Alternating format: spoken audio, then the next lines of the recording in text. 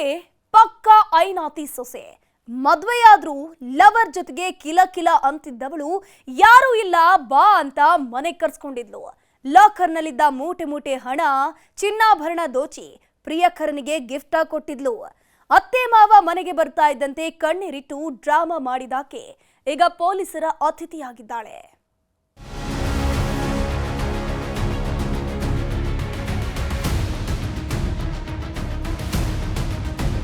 ಒಳಬ ಕಳ್ತನ ಮಾಡಿದ ತಕ್ಷಣ ಫಂಕ್ಷನ್ ಹೆಂಗಾಗುತ್ತೆ ಅವಳು ಕೊಟ್ಟು ಸಿಗಾಕಂದ್ರೆ ಫಂಕ್ಷನ್ ಆಗಲ್ಲ. ಅವಳ ಮೇಲೆ ಡೌಟ್ ನಾವು ಸಿಸಿ ಕ್ಯಾಮ್ರಾದಲ್ಲಿ ಹಿಡಿತಾ ಇದ್ರೆ ನಾವು ಅವಳನ್ನೇ ಇಟ್ಕೊಡ್ತೀವಿ. ಶಿವ ಶಿವ, ಈ ಆವರೇಜ್ ಆಂಟಿಯನ್ನ ಅದ್ಯಾವ ಪದಗಳಲ್ಲಿ ವರ್ಣನೆ ಮಾಡಬೇಕೋ ಗೊತ್ತಾಗ್ತಿಲ್ಲ ಕಣ್ರಿ. ಇವಳು ಮಾಡಿರೋ ಕೆಲಸ ಕೇಳಿದ್ರೆ ನೀವೇ ಬಾಯ್ ಬಿಡ್ತೀರಾ. ಇಂಥವರು ಜಗತ್ನಲ್ಲಿ ಇರ್ತಾರಾ ಅಂತ ಯೋಚನೆ ಮಾಡ್ತೀರಿ. ಗೂಗಲ್ನಲ್ಲಿ ಹುಡುಕಿದ್ರೂ ಸಹ ಇಂಥ ಕಿಲಾಡಿ ನಿಮಗ್ ಸಿಗಲ್ಲ ಬಿಡಿ. ಗಂಡನ ಮನೆ ಬೆಳಗ್ತೀನಿ, ಕುದ್ದಾರ ಮಾಡ್ತೀನಿ ಅಂತ ಹೋದವಳು ಗುಡಿಸಿ ಗುಂಡಾಂತರ ಮಾಡಿದ್ದಾಳೆ. ಉಂಡಾಡಿ ಗುಂಡನಂತೆ ಓಡಾಡ್ತಿದ್ದ ಲವ್ವರ್ಗಾಗಿ ತನ್ನ ಮನೆಯಲ್ಲದೆ ಮೂಟೆಗಟ್ಟಲೆ ಚಿನ್ನ ಹಣ ದೋಚಿ ಸಿಕ್ಕಿ ಬಿದ್ದಿದ್ದಾಳೆ.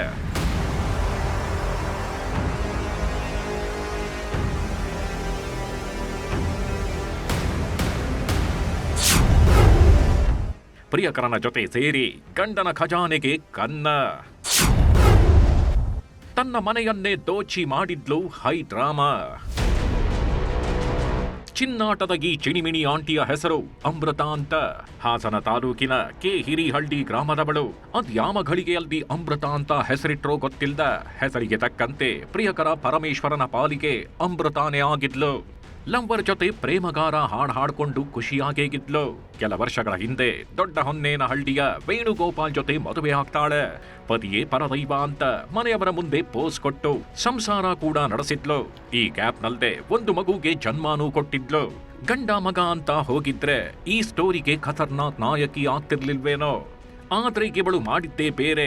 ಗಂಡನ ಮನೆಯಲ್ದಿದ್ರು ಊರಲ್ಲಿದ್ದ ಲವ್ವರ್ ಸಂಘ ಬಿಟ್ಟಿರ್ಲಿಲ್ಲ. ಕದ್ದು ಮುಚ್ಚಿ ಚಾಟಿಂಗ್ ಮಾಡ್ಕೊಂಡು ಕಾಂಟ್ಯಾಕ್ಟ್ ನಲ್ಲೇಗಿದ್ಲು.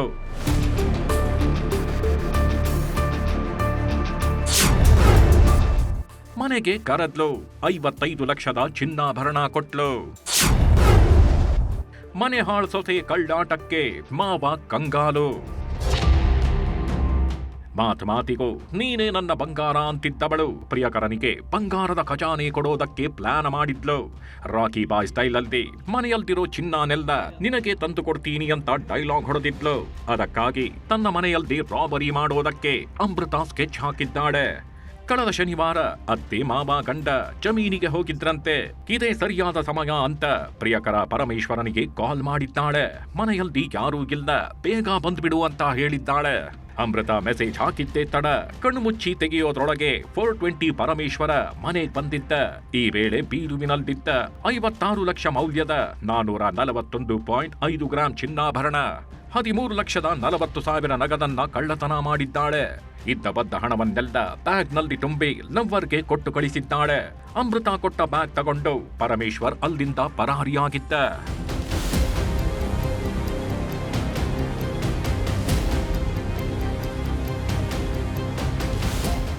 ಬಾರ್ಲಾ ನಮ್ಮ ಮನೆ ಹಾಳು ಮಾಡ್ಯಾಳೆ ಬಾರೋ ಎಷ್ಟೊತ್ತಿಗೆ ಬಂದ್ಲು ಅಂತ ಇವ್ರು ಫೋನ್ ಮಾಡಿದ್ರು ನನ್ನ ಮಗನಿಗೆ.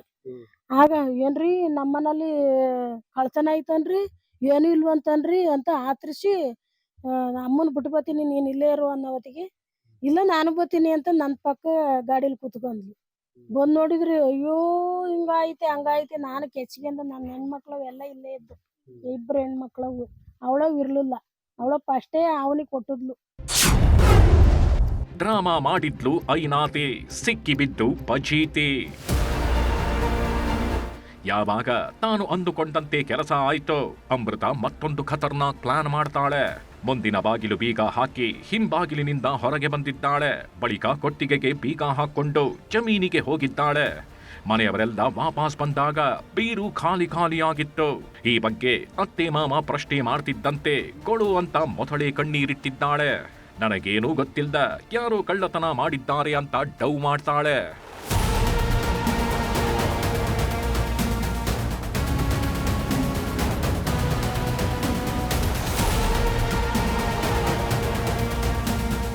ಅದೆಷ್ಟೇ ನವರಂಗಿ ಆಟ ಆಡಿದ್ರು ಮಾವ ಕೇಶವೇಗೌಡರಿಗೆ ಸೊಸೆ ಮೇಲಿನ ಅನುಮಾನ ಹೋಗಿರ್ಲಿಲ್ಲ.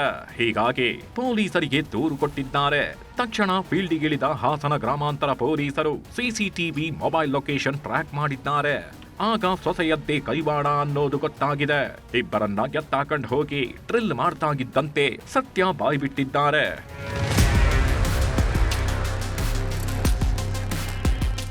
ಅವಳಿಗೆ ಫೋನ್ ಮಾಡ್ಕೊಂಡು ಅವನು ಫೋನಲ್ಲೇ ಹಿಂಗೆ ಬಂದಾನೆ. ಇಲ್ಲಿ CC ಕ್ಯಾಮ್ರಾ ಇತ್ತು, ಅದ್ರಲ್ಲಿ ನೋಡಿದೆವು. ಅದು ನೋಡದೇ ಇದ್ರು ನಾವು ಇವಳನ್ನ ಹಿಡ್ಕೊಡಿವು. ನಮಗೆ ಡೌಟ್. ನಾವೇನ್ ತಿಳ್ಕೊಂಡಿದ್ವು ಅಂದ್ರೆ ಬೇರೆ ಯಾರ ಕರ್ಸ್ಕೊಂಡು ಅವ್ರ ಕೈಲಿ ಅವ್ರು ಹೊಡ್ಸಿ ಎಲ್ಲ ಇದ್ ಮಾಡಿ ತಗೊಂಡೋಗಿರೋದು ಅಂತ ತಿಳ್ಕೊಂಡು ಫಸ್ಟು.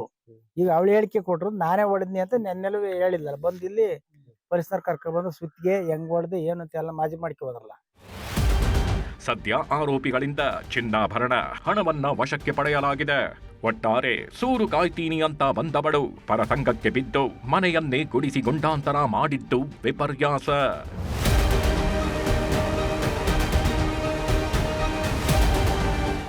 ಕೃಷ್ಣ ಗಿಬ್ಬೇಡು, ನ್ಯೂಸ್ 18 ಹಾಸನ.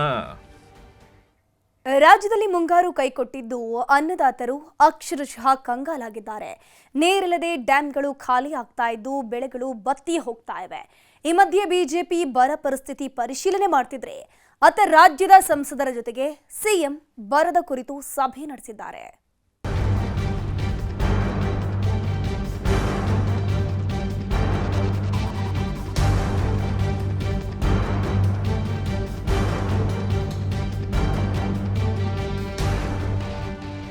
ಮಾಯವಾದ ಮುಂಗಾರಿನ ಮೋಸಕ್ಕೆ ಕರುನಾಡಲ್ಲಿ ಭೀಕರ ಬರದ ಕರಾಳ ಛಾಯೆ ಆವರಿಸಿದೆ. ಬಿತ್ತಿದ ಬೀಜ ನೆಲದಲ್ಲೇ ಒಣಗಿ ಹೋಗಿದೆ. ಹಸಿರಿನ ಸಿರಿ ಕಾಣಬೇಕಿದ್ದ ಭೂಮಿ ಬಿರುಕು ಬಿಟ್ಟು ಕಣ್ಣೀರು ಹಾಕ್ತಿದೆ. ರೈತರ ಬದುಕು ಅಕ್ಷರಶಃ ಮುಳುಗಿ ಹೋಗ್ತಿದೆ. ತೊಗರಿ, ರಾಗಿ, ಭತ್ತ, ಜೋಳ ಸೇರಿದಂತೆ ಬೆಳೆದ ಬೆಳೆಗಳೆಲ್ಲವೂ ಕಣ್ಣೆದುರೇ ಒಣಗಿ ಹೋಗ್ತಿವೆ. ಜಾನುವಾರುಗಳಿಗೆ ಮೇವಿಲ್ಲ. ಮಾಡಿದ ಸಾಲ ತೀರಿಸುವುದಕ್ಕೂ ಆಗ್ತಿಲ್ಲ. ಮಳೆ ಯಾವಾಗ ಬರುತ್ತೆ ಅಂತ ಆಕಾಶದತ್ತ ಮುಖ ಮಾಡಿಕೊಂಡು ಕಣ್ಣೀರು ಹಾಕೋ ಪರಿಸ್ಥಿತಿ ಬಂದಿದೆ.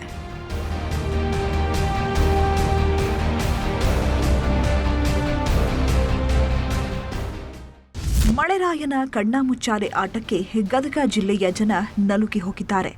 ಮುಂಗಾರು ನಂಬಿ ಸಾಲ ಮಾಡಿ ಬಿತ್ತನೆ ಮಾಡಿದವರ ಸ್ಥಿತಿ ಹೇಳತೀರದಾಗಿದೆ. ಗಜೇಂದ್ರಗಡ ಸೇರಿದಂತೆ 7 ತಾಲೂಕುಗಳಲ್ಲಿ ಬರದ ಛಾಯೆ ಭಯ ಹುಟ್ಟಿಸಿದೆ. ಮಳೆ ಇಲ್ಲದೆ ಹೆಸರು, ಮೆಕ್ಕೆಜೋಳ, ಈರುಳ್ಳಿ, ಮೆಣಸಿನಕಾಯಿ ಬೆಳೆ ಸರ್ವನಾಶವಾಗಿದೆ. 1 ಎಕರೆಗೆ 25,000 ರಿಂದ 35,000 ಖರ್ಚು ಮಾಡಿದವರಿಗೆ ದಿಕ್ಕೆ ತೋಚದಂತಾಗಿದೆ. ಹೀಗಾಗಿ ಗದಗ ಜಿಲ್ಲೆಯನ್ನ ಬರಪೀಡಿತ ಜಿಲ್ಲೆ ಅಂತ ಘೋಷಣೆ ಮಾಡಿ ಸೂಕ್ತ ಪರಿಹಾರ ನೀಡಿ ಅಂತ ರೈತರು ಮನವಿ ಮಾಡ್ತಿದ್ದಾರೆ. ಸಡನ್ಲಿ ಕೈ ಕೊಟ್ಟು ಬರದ ಛಾಯೆ ಆವರಿಸೈತ್ರಿ. ಏನು ಬಂದಿದ್ದು ಕೈ ಬಂದು ತುತ್ತು ಬಾಯಿ ಬಲಾರ್ದಂಥ ಪರಿಸ್ಥಿತಿ ಆಗೈತಿ ರೀ. ನೋಡ್ರಿ, ಏನಿಲ್ಲ ಅಂದ್ರೆ ಎಕರೆಕ ಕಸದ್ದು ಎಣ್ಣೆ ಹೊಡೆದ ಖರ್ಚು, ಆಮೇಲೆ ಎಡಿ ಹೊಡೆದಿದ್ದು ಎಲ್ಲ ಸೇರಿ 18,000 ಸಾವಿರ ರೂಪಾಯಿ ಖರ್ಚು ಮಾಡೀವಿ. ಇವ್ರೇನು ಅಧಿಕಾರಿಗಳು ಬರ್ತಾರೆ, ಅದನ್ನು ಮಾಡಿ ಇದನ್ನು ಮಾಡಿ ಹೇಳಿ ಹೋಗ್ಬಿಡ್ತಾರೆ, ತಪ್ಪಿಸ್ಕೊಂಡು ಹೋಗ್ಬಿಡ್ತಾರೆ. ಏನಾದ್ರು ಸುಳ್ಳು ಹೇಳಿ ನಮ್ಗೆ ದಾಟಿಸ್ಬಿಡ್ತಾರೆ. ದಾಟಿಸಿದ ಕೂಡಲಿ ಈ ವರ್ಷ ಪರಿಸ್ಥಿತಿ ಏನಾಯ್ತು ಅಂದ್ರೆ ರೈತರ ಆತ್ಮಹತ್ಯೆ ಮಾಡ್ಕೊಳ್ಳೋದು ಯಾವ್ದಕ್ಕಂದ್ರೆ ಇದ್ರ ಸಲಗೆ ಮಾಡ್ಕೊಳ್ಳೋದು. ಮತ್ತು ಈಗ ಏನೈತಿ, ಮರ್ಯಾದೆ ಗಂಜಿ ಸಾಲ ಮಾಡಿರ್ತೀವಿ, ಮರ್ಯಾದೆ ಗಂಜಿ ಉರ್ಲು ಹಾಕೊಂಡ್ಬಿಡೋದು.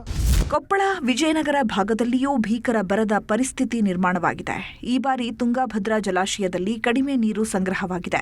32.02 ಟಿಎಂಸಿ ನೀರು ಮಾತ್ರ ಉಳಿದಿದೆ. ಹೀಗಾಗಿ ಬೆಳೆಗಳಿಗೆ ನೀರಿಲ್ಲದೆ ಒಣಗ್ತಿದ್ದು ನದಿ ಪಾತ್ರದ ರೈತರಿಗೆ ಆತಂಕ ಶುರುವಾಗಿದೆ. ಅಷ್ಟೇ ಅಲ್ಲ, ನದಿಯಲ್ಲಿ ನೀರಿಲ್ಲದೆ ಜಲಚರಗಳು ಕೂಡ ಸಾವನ್ನಪ್ತಿವೆ. ನಮಗೆ 18 ರಿಂದ 20 ಟಿಎಂಸಿ ಬರೀ ಕುಡ್ಲಿಕ್ಕೆ ನೀರು ಬೇಕು ಈಗಿಂದೆಲ್ಲ ಹಿಡಿದ್ರೆ. ಆಮೇಲೆ ಬ್ಯಾಕ್ ವಾಟರ್ ಎಲ್ಲ ಪಾವಗಡ ವಾಟರ್ ಸ್ಕೀಮ್ ಎಲ್ಲ ಇದೆ, ಅದು 2.33.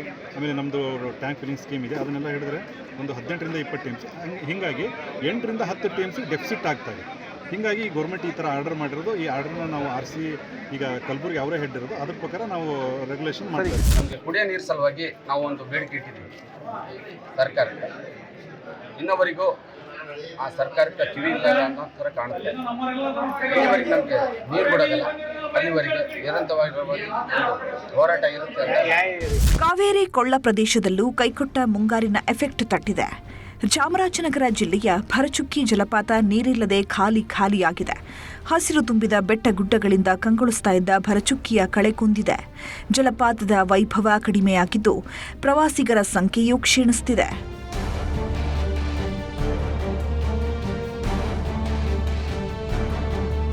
ಮುಂಗಾರು ಮಳೆ ಕೈಕೊಟ್ಟಿದ್ದಕ್ಕೆ ಮೈಸೂರು ಜಿಲ್ಲೆಯ ರೈತರು ಅಕ್ಷರಶಃ ಕಂಗಾಲಾಗಿದ್ದಾರೆ. ಬಾರುಕೋಲು ಹಿಡಿದು ಜಿಲ್ಲಾಧಿಕಾರಿ ಕಚೇರಿ ಮುಂದೆ ಪ್ರತಿಭಟನೆ ನಡೆಸಿದ್ದಾರೆ. ಸಾಲ ಮಾಡಿ ಬೆಳೆದ ಬೆಳೆಗಳು ಬತ್ತಿ ಹೋಗಿವೆ. ಬರ ಘೋಷಣೆ ಮಾಡಿ ಪರಿಹಾರ ಕೊಡುವಂತೆ ಒತ್ತಾಯಿಸುತ್ತಿದ್ದಾರೆ. ಸರ್ಕಾರ ಹಾಗೂ ಜಿಲ್ಲಾ ಉಸ್ತುವಾರಿ ಸಚಿವರ ವಿರುದ್ಧ ಘೋಷಣೆ ಕೂಗಿ ಆಕ್ರೋಶ ವ್ಯಕ್ತಪಡಿಸಿದ್ದಾರೆ.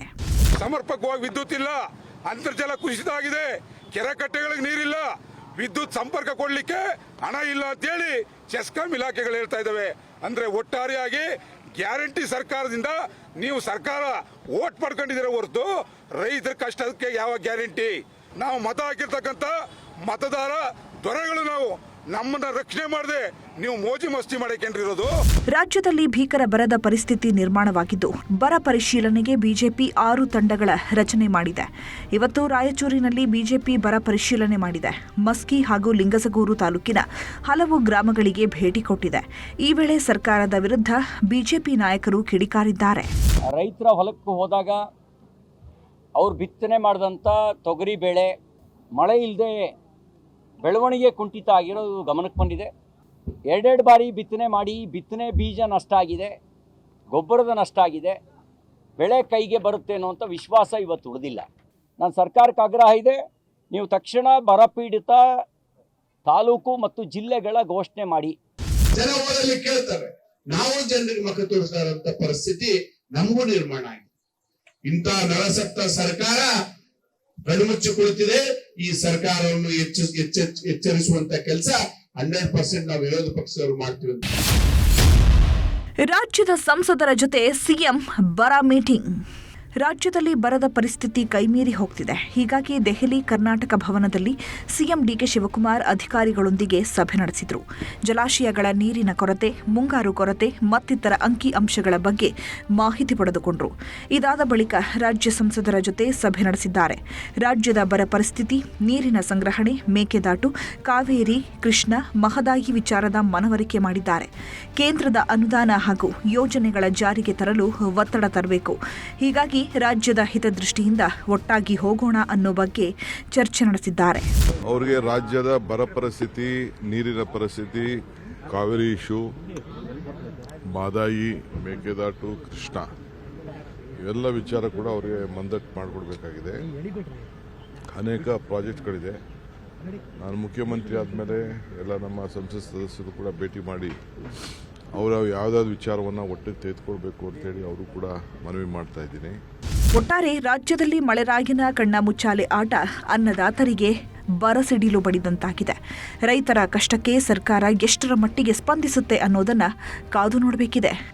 Bureau report, news 18.